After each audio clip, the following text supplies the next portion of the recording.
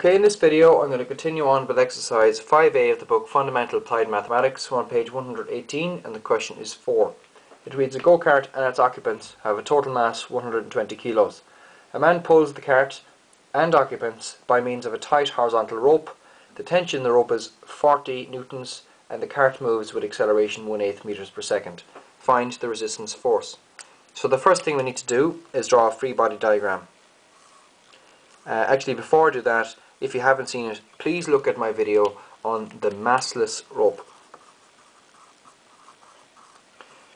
It explains why we have a tension on the rope like this, and these are not action-reaction pairs. So I'm just going to assume that we know how to do this from now on. All right. So the weight, or excuse me, not the weight, the mass of the whole body is 120 kilos. Alright, so we have 120 kilos like so. So we apply F is equal to ma.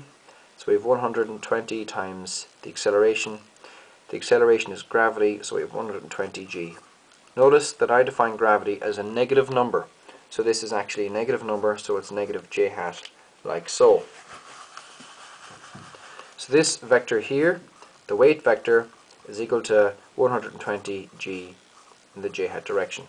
So we apply Newton's third law and get an action-reaction pair here, and this is going to be the normal vector, and that's going to be equal to negative 120 g j hat.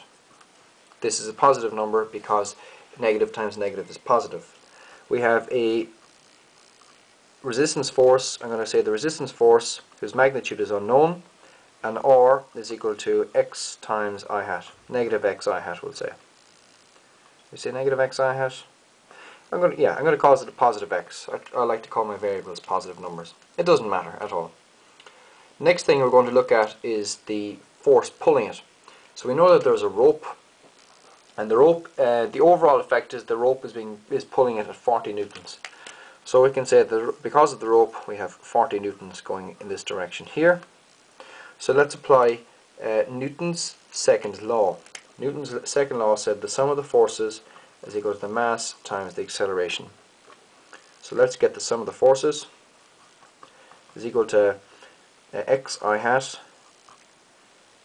plus 40 I hat, excuse me, because this is I hat. We have plus 120 g j hat, negative 120 g j hat. So these two cancel, of course, and we're going to get 40 plus x I hat is equal to the sum of the forces. But we're told that the car moves at an acceleration of 1/8 meters per second. So you know that F is equal to ma. Just let me get rid of the bits of information we no longer need. So F is equal to ma. We know that the mass is equal to 120 a, like so. Alright, we know that the A is equal to 1/8. Alright, and what else can we do? So we can just what's the word here now? We can just do a small bit of algebra here, and we're going to get this out. So we have 15 is equal to 40 plus x. X is equal to 15 minus 40. X is equal to 15 minus 40, and that's going to be equal to 25. Well, negative 25. See how the negative sign came out by the fact I had a positive x.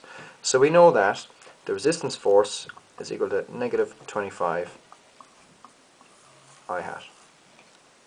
Alright, so let's just check that at the back of the book. So 5A, question 4, 25 newtons is correct. So thanks for watching. Please pass it on to your friends and subscribe to my channel.